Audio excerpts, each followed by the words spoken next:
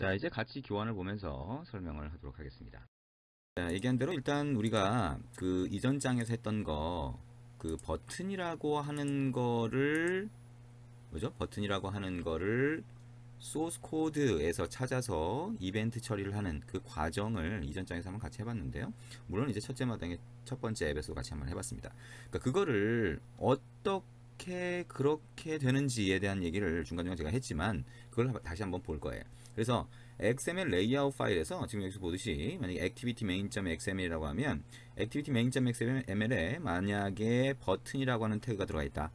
id가 스타트 버튼이다 라고 하고 어떤 속성을 이렇게 집어넣은 거죠. 그래서 버튼이라고 하는 태그가 들어가 있는데 얘기했던 것처럼 이거는 그냥 단순히 XML 파일이라는 거예요. 우리가 웹페이지라고 하면 HTML 파일처럼 그냥 단순히 이 화면 구성을 이렇게 하겠다라고 하는 정보가 들어가 있는 겁니다. 그러면 이게 화면에 보이려면 웹이라고 하면 브라우저가 파일을 가지고 와서 그걸 화면에 그려줘야 되잖아요. 그럼 화면에 그려준다는 얘기는 소위 프로그램이라고 하는 건 화면에 그려주기 위해서 실제 메모리에 올려야 돼요. 그래서 여기 XML 파일에 있는 버튼에 대한 정보를 가지고 실제 버튼을 만들어 줍니다. 자바는 객체지향이니까 new 버튼이라고 만들어 주겠죠. 그래서 메모리에 이렇게 올라가게 돼요.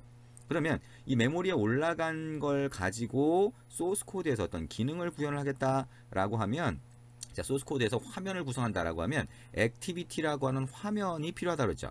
그래서 이 액티비티라고 하는 화면 안에 소위 가장 상위 레이아웃, 리니어 레이아웃이면 리니어 레이아웃이라고 하는 게 있는데 그 리니어 레이아웃에다가 갖다 붙여주게 됩니다. 뭐를? 이 레이아웃 파일에 있는 정보를 메모리에 올린 다음에 붙여준다는 거죠. 그래서 우리가 화면을 볼 수 있는 거예요. 그래서 액티비티라고 하는 거에다가 화면 구성한 XML 레이아웃 파일의 내용을 볼 수 있게 해준다. 근데 여기에 버튼이 들어가 있었잖아요. 근데 버튼이라고 하는 게 메모리에 올라가 있는데 그 메모리에 어디에 올라가 있는지 모른다는 거죠. 그래서 이쪽에 아이디를 주고 이 아이디를 이용해서 찾으면 이 버튼 객체를 사용할 수 있게 되는 겁니다. 이게 레이아웃 인플레이션이다 라고 하는 겁니다. 그래서 자, 레이아웃 인플레이션이라고 하는 건 언제 되냐? 자, 여기 보시는 것처럼 자, 메인 액티비티가 있으면 그러면 그 안에 on create라고 하는 게 있는데 이 on create는 뭔지 나중에 또 볼 겁니다. 근데 일단은 on create가 시작점이라고 보시면 돼요. 어떤 앱이 실행이 될 때 가장 처음 시작되는 코드 부분이다라고 보시면 됩니다. 그러면 이 안에서 우리가 원래 set content view라고 하는 게 있었죠. 그래서 그게 super.onCreate 밑에 set content view가 있었는데 이게 하는 역할이 뭐냐? 내부적으로 inflation이라고 하는 걸 한다는 겁니다. 그래서 XML 레이아웃에 있는 버튼이라든가 이런 것들을 메모리상에 객체화를 해주게 돼요. inflation이 메모리에 객체화한다는 의미입니다. 그래서 메모리에 객체화를 해주고 나서 어떻게 해요?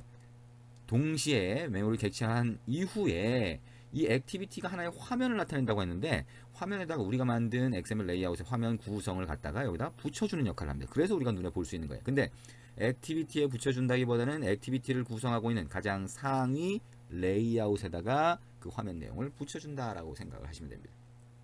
그래서 여기 있는 내용처럼 만약에 set content view를 한 이후에 find view by id를 하면 버튼이 메모리에 올라가 있겠죠. 왜? 얘가 인플레이션에서 메모리에 객체화한다고 했으니까. 근데 set content view를 하기 전에 메모리 인플레이션을 하기 전에 버튼 객체를 찾으려고 하면 이 버튼은 null 값이 됩니다. 왜? 메모리 없기 때문이죠. 자, 여기까지 설명한 거 잘 이해를 해보시면 됩니다. 자, 좀 전에 코드는 한번 똑같이 입력해서 실행해 보시면 프로그램이 비정상 종료되는 거 확인하실 수가 있을 겁니다. 자, 그래서 set content view는 두 가지 역할을 합니다. 자, 두 가지. 첫 번째, 자, XML 레이아웃의 내용을 메모리상에 객체화한다, 인플레이션한다. 두 번째는 그 내용을 자, 액티비티라는 화면에 갖다 붙여준다라고 하는 겁니다. 근데 문제는 뭐냐? 자, 액티비티라고 하는 건 하나의 화면을 나타내요. 근데 그 화면 전체가 아니라 부분 화면이라면 부분 화면이 뭐예요? 화면의 일부를 구성하는 것을 XML 레이아웃을 만약에 만들어 놨다면 그건 어떻게 한다? set content view를 사용할 수가 없어요. 그래서 인플레이션이라고 하는 과정이 있어야 XML 레이아웃이 메모리에 객체화돼서 올라갈 수가 있는데 그 과정을 여러분이 직접 해주셔야 됩니다. 자, 그거를 직접 할 수 있게 해주는 게 뭐냐? 레이아웃 인플레이터라고 하는 겁니다. 자, 이건 시스템 서비스라고 하고요. 시스템 서비스는 우리가 뒤에서 나중에 서비스라고 하는 걸 배울 텐데 이거는 단말이 시작이 되면 자, 여러분이 단말을 켜게 되면 그때 뒷단에서 기능이 계속 동작하는 것들이 있어요. 미리 동작시켜 놓은 것들이 있습니다. 이걸 시스템 서비스라고 부르는데 이 시스템 서비스를 해서 여러분이 쓸 수 있게 미리 동작하고 있는 기능이다 라고 보시면 됩니다. 자, 그래서 좀 전에 얘기한 것처럼 자, 부분 레이아웃이다. 자, 여기는 이제 button.xml이라고 했는데요. 그러니까 어떤 영역, 일부, 화면의 일부 부분만 XML 레이아웃을 따로 만들었다라고 하게 되면 그거를 인플레이션, 네모상이 객체화한 다음에 그 부분에 해당하는 레이아웃이 뭐예요? 그 부분의 공간을 확보를 하고 그 안에 뭔가를 넣을 수 있는 게 레이아웃이잖아요. 그래서 거기다가 붙여주면 그러면 그 부분만 딱 보이게 된다라고 하는 겁니다.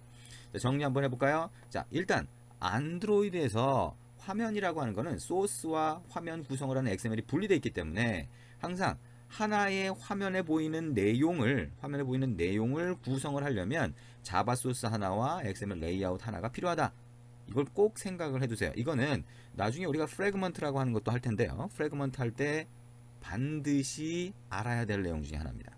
그렇지 않으면 이해하기가 상당히 난해하게 느껴지는 경우가 있어요. 그래서 자, 안드로이드 화면은 자바 소스 하나와 레이아웃 하나, XML 레이아웃 하나로 구성이 된다.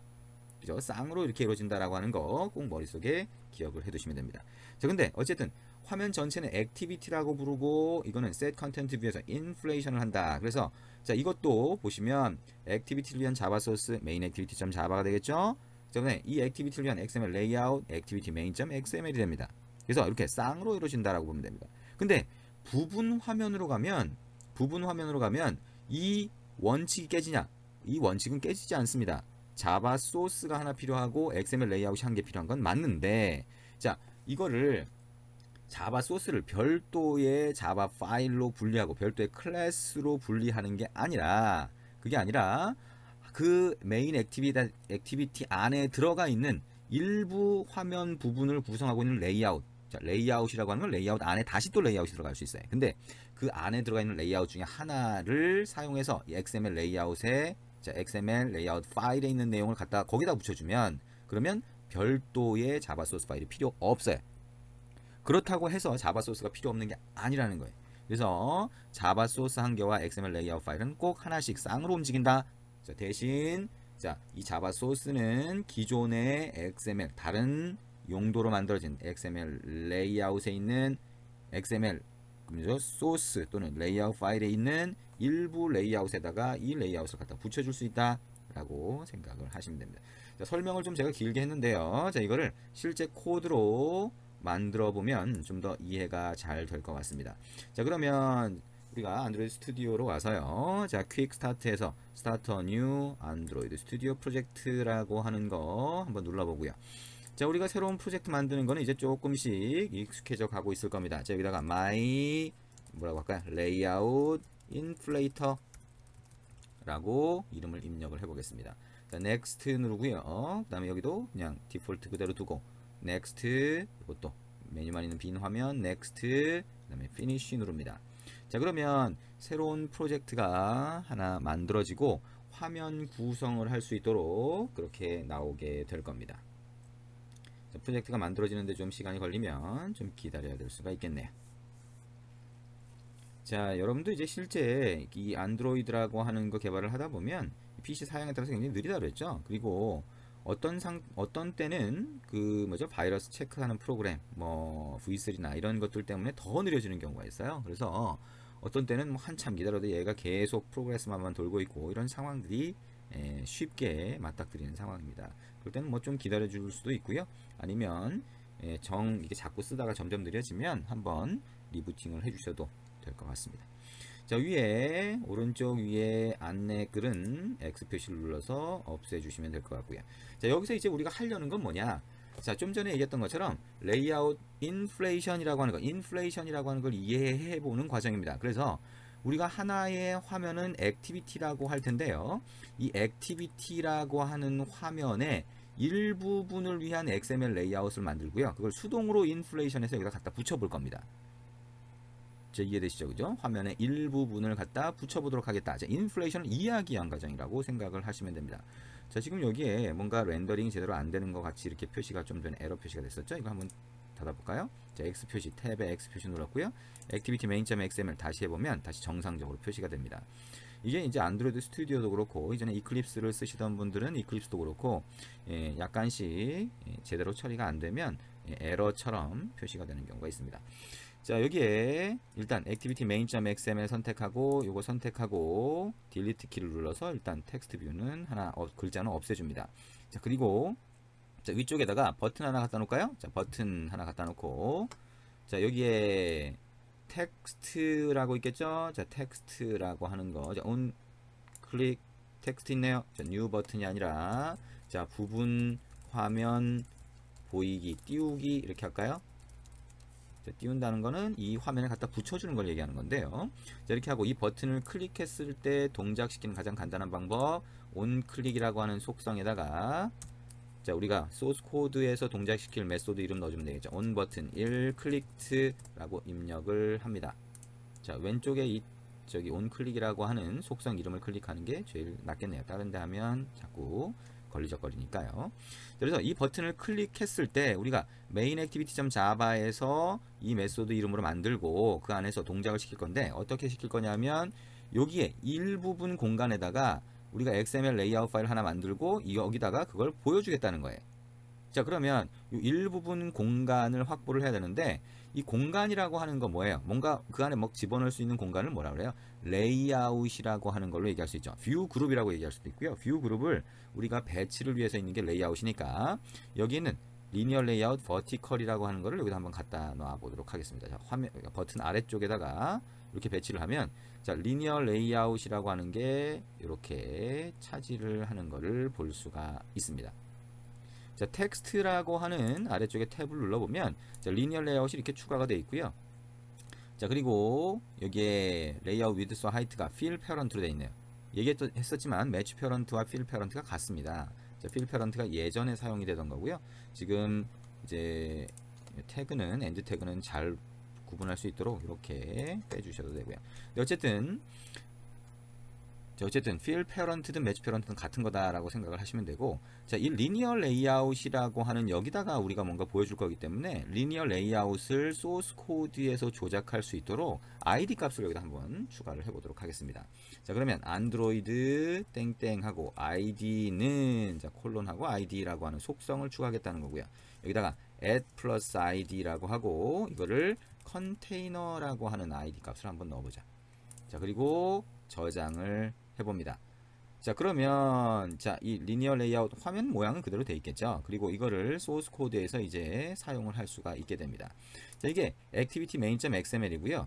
자, 우리가 여기 부분에 들어갈 XML 레이아웃 파일을 직접 하나 만들어 볼 겁니다. 자, 그러면 왼쪽에 res 레이아웃 밑에 이거 선택을 하고 새로 XML 파일을 하나 만들어 볼 거예요. 오른쪽 마우스 버튼 눌러서 new라고 하고 자, 여기에 자, 보시면 여기 뭐 여러 가지가 막 있어요. 그죠? 뭐 프래그먼트도 있고 뭐 XML도 있고 보면 맨 아래쪽에 가장 아래쪽에 XML의 레이아웃 XML 파일이 있네요. 자, 이거 한번 클릭해 볼까요?